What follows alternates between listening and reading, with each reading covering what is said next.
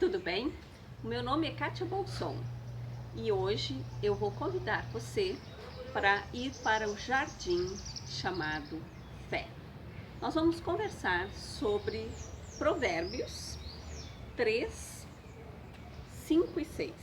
Diz assim: confie no Senhor de todo o teu coração, não se apoie no seu próprio entendimento, reconheça o Senhor em todos os teus caminhos e Ele endireitará as tuas veredas. Aqui neste versículo, ele fala de duas orientações, de uma advertência e uma promessa. Vamos começar sobre confie. Confie é um verbo que está no imperativo. Isso representa uma ordem ou um pedido, um mandamento. Mas o que é confiança? Confiança, na verdade, é ter fé. É crer no mover de Deus e crer no poder de Deus. É um acréscimo à nossa esperança. É entender que Deus pode tudo. Ele é onipotente. E Ele pode fazer ou pode não fazer. E isso é uma coisa que nós temos que ter esse entendimento no nosso andar com o Senhor. Saber que Ele é um Deus bom, saber que Ele é um Deus zeloso, um Deus cuidadoso para aqueles que são filhos dele. Confiança também tem a ver com relacionamento, com intimidade. Na verdade, se você não conhece a pessoa, não conhece os seus valores, não conhece naquilo que, na sua experiência com aquela pessoa, sabe que aquela pessoa ou vai para um lado ou vai para o outro. Se tu não tem este relacionamento íntimo com Deus, então tu não tem como ter confiança nele. Na verdade, confiança é uma questão de relacionamento íntimo, próximo. Não sei se você lembra daquela passagem onde Jesus estava na cruz e chegou perto, aos pés dele, João, que era o seu discípulo amado, e Maria, a sua mãe. E ele entregou Maria aos cuidados de João. Isso é confiança. Mas por que ele entregou Maria a João? Porque ele conhecia João. Ele sabia dos princípios de vida de João.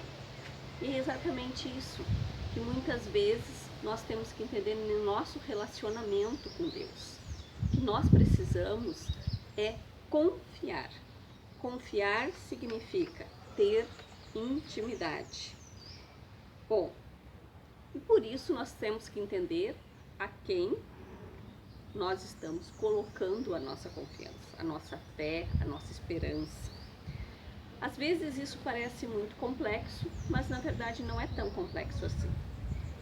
É tu te perguntar aonde tu tem colocado as tuas prioridades, as tuas decisões.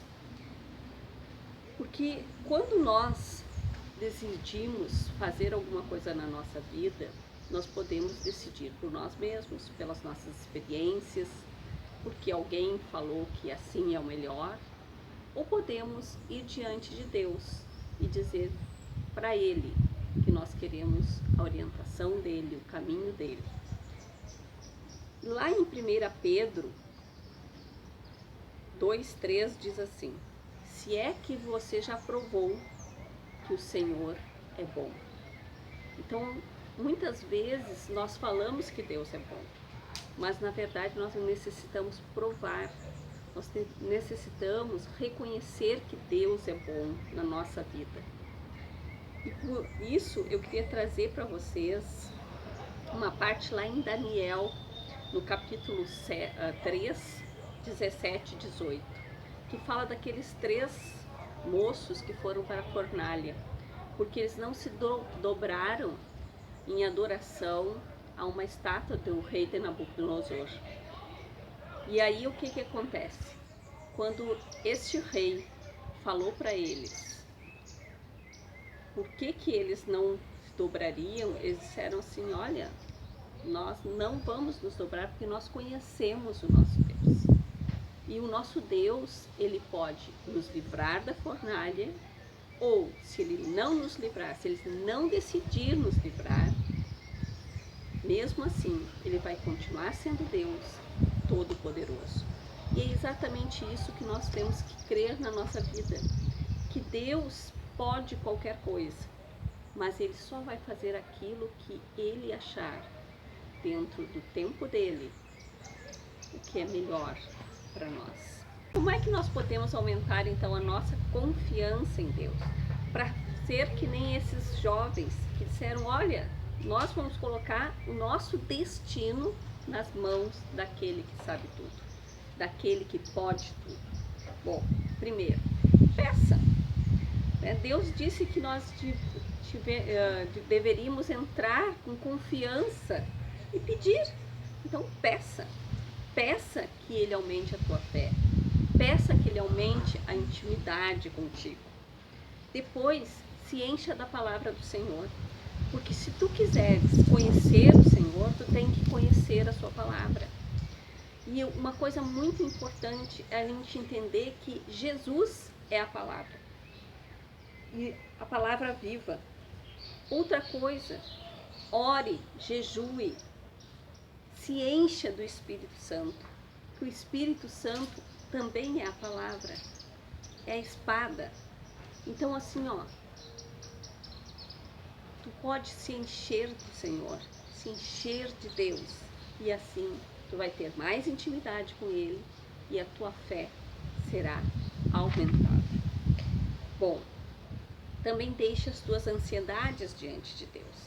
Todos nós temos ansiedades, temos momentos de decisões importantes na nossa vida, temos momentos de muita dor, muita mágoa, muito luto.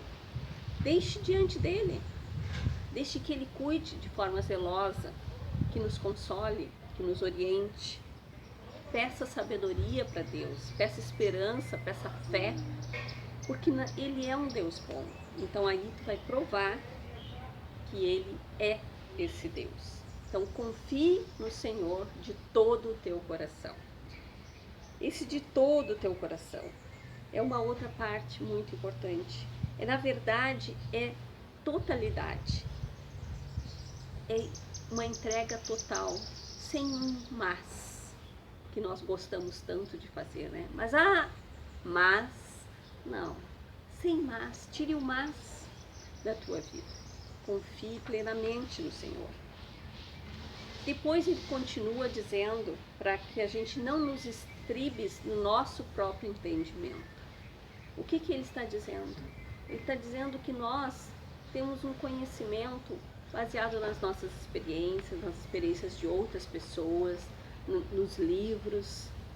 Mas, na verdade, Deus é a sabedoria. Deus conhece todas as coisas. Então, assim, tu acredita que Ele é Deus. Então, entrega isso também a Ele. Quando nós queremos decidir algo, nós podemos ir através de um modelo ou decidir que Deus é o nosso modelo, que Deus é o nosso paradigma, que Deus é a nossa rocha, que Deus é aquele que nos zela. Mas isso é uma coisa que nós temos que decidir e entregar isso no Senhor. A nossa alma, ela é onde estão as nossas emoções, as nossas vontades e também as nossas decisões. E a nossa alma, ela pode estar cheia de sofismas e também de fortalezas. O que são sofismas? Sofismas são erros, são enganos que a gente acolhe como verdade. E fortalezas são muros, são obstáculos, são coisas que nós colocamos para nos proteger. Um exemplo disso é lá em Gênesis, com a Eva e a serpente. Deus tinha dado para Adão e Eva um mandamento, para que eles não comessem daquela árvore, daquele fruto. E quando a serpente vem, ela fala para Eva sobre o mandamento, mas aí ela introduz um engano, um sofisma. E a Eva acolhe aquele sofisma e coloca aquilo como uma verdade, embora tinha um fundamento de mentira. Então, ela acaba de colocar aquele engano para dentro da sua vida e tendo aquilo como verdade e toma decisões a partir daquele engano.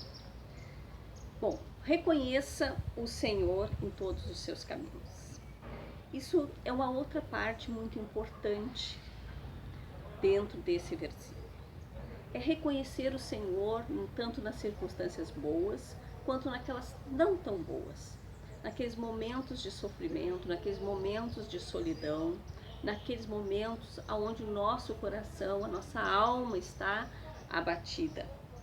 Mas reconhecer significa que tu identifica algo que tu já conhecia. Isso é reconhecer. É conhecer novamente. É entender que aquilo é legítimo. E nós, nesse reconhecer o Senhor em todos os nossos caminhos, significa que a gente está dizendo para Ele que em cada momento da nossa vida Ele está conosco, Ele está ali, Ele está presente, Ele faz a diferença na nossa vida. É nós sermos gratos, termos um coração agradecido, tanto pelas dádivas, pelos mimos, né, pelos presentes do Senhor na nossa vida, mas também pelas circunstâncias que não são tão boas, porque dentro dessas circunstâncias que muitas vezes Deus vai trazer crescimento para nós, vai trazer maior intimidade com Ele. É reconhecer que estes momentos também vêm da mão do Senhor, mas não para nosso prejuízo, mas sim para o nosso bem. Então, e aí depois ele traz uma promessa, ele diz que se a gente confiar nele, se a gente reconhecer ele como nosso Senhor, confiar nele, ele vai endireitar as nossas veredas. E endireitar as nossas veredas significa que nós temos um caminho, nós temos uma trilha a percorrer nesse mundo. E essa trilha, ela vai ter muitas coisas. Ela vai ter momentos que elas vão estar plana, bonita, mas também vai ter momentos de buracos, né, dos solavancos. Vai ter momentos onde nós vamos apreciar a natureza, as coisas em volta. Vão ter momentos onde vai ter um tempo fechado. Mas a gente tem que entender que Ele vai endireitar as nossas veredas. É Ele, é a ação dele e não a nossa, que vai fazer com que as coisas se endireitem na nossa vida. E nós vamos reconhecer a bondade e o amor dele na nossa vida. Até próximo jardim.